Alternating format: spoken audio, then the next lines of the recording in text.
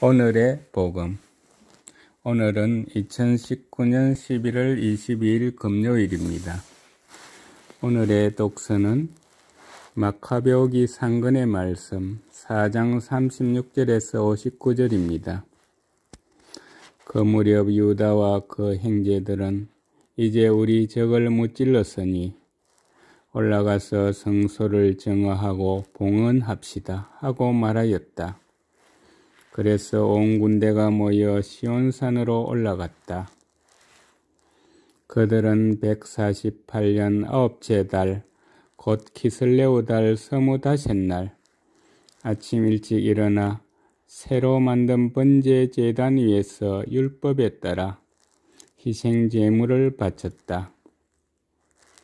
이 민족들이 제단을 더럽혔던 바로 그때 그날 그들은 노래를 하고 수금과 비파와 자바라를 연주하며 그 제단을 다시 봉헌한 것이다. 온 백성은 얼굴을 땅에 대고 엎드려 자기들을 성공의 길로 이끌어 주신 하늘을 찬양하였다. 그들은 8해 동안 제단 봉헌을 경축하였는데 기쁜 마음으로 번제물을 바치고 친교 제물과 감사 제물을 드렸다. 또 성전 앞면을 금관과 방패로 장식하고 대문을 새로 만들었으며 방에도 모두 문을 달았다. 백성은 크게 기뻐하였다. 이렇게 하여 이 민족들이 남긴 치욕의 흔적이 사라졌다. 유다와 그의 형제들과 이스라엘 온 회중은 해마다 그때가 돌아오면 키슬레오 달 서무다셋날부터 8해 동안 제단 봉헌 축일로 기쁘고 즐겁게 지내기로 결정하였다. 주님의 말씀입니다. 오늘의 복음은 루카가 전한 거룩한 복음 19장 45절에서 48절입니다. 그때 예수님께서 성전에 들어가시어 물건을 파는 이들을 쫓아내기 시작하시며 그들에게 말씀하셨다. 나의 집은 기도의 집이 될 것이다 라고 기록되어 있다. 그런데 너희는 이곳을 강도들의 소굴로 만들어 버렸다. 예수님께서는 날마다 성전에서 가르치셨다. 수석 사제들과 율법학자들과 백성의 지도자들은 예수님을 없앨 방법을 찾았다. 그러나 어떻게 해야 하는지 그 방도를 찾지 못하였다. 온 백성이 그분의 말씀을 듣느라고 곁을 떠나지 않았기 때문이다. 주님의 말씀입니다. 오늘의 묵상은 염철호 요한 신부님께서 해주십니다.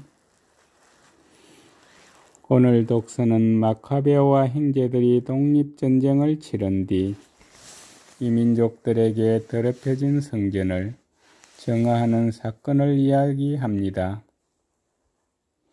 유다인들은 오늘날까지 이 사건을 기념하여 8해 동안 성전 봉헌 축제를 지내는데 성전을 깨끗이 정화하며 빛을 밝히는 성전 봉헌 축제는 신약 성경 특히 요한복음에서도 이따금 언급되는 축제입니다. 그런데 오늘 복음에서는 예수님께서 직접 성전을 정화하십니다. 이 사건은 모든 복음서가 중요하게 다루는 사건으로 예수님께서 바라신 것은 성전 자체를 정화하시거나 부수어 없애시는 것이 아니었습니다. 예수님께서 진정 고치고자 하신 것은 사람들이 성전에서 하느님을 대하는 방식이었습니다. 성전에서 하느님을 올바로 섬기지 못하는 이들을 향하여 무엇이 참으로 올바른 예배인지를 보여주시는 것이 이 사건의 핵심입니다. 이렇게 본다면 오늘 복음에서 예수님의 행동은 구약 성경에 나오는 예언자들이 보여주던 행동과 별반 다를 바 없습니다. 예언자들은 늘 성전에서 이루어지는 잘못된 예배 행태를 비판해 왔습니다. 오늘 복음에서 예수님께서 구약 성경을 인용하여 말씀하신 두 구절, 곧 나의 집은 기도의 집이 될 것이다와 너희는 이곳을 강도의 소굴로 만들어 버렸다는 말씀도 바로 이 점을 지적하는 내용들이었습니다. 성전에서 이루어졌던 예수님의 예언자적 비판은 그분을 죽음으로 내모는 중대한 원인이 됩니다. 성전에서 이루어지는 한정과 재물 판매로 많은 수입을 얻고 있던 당시 대사제들과 사제들을 직접적으로 공격한 사건이었기 때문입니다.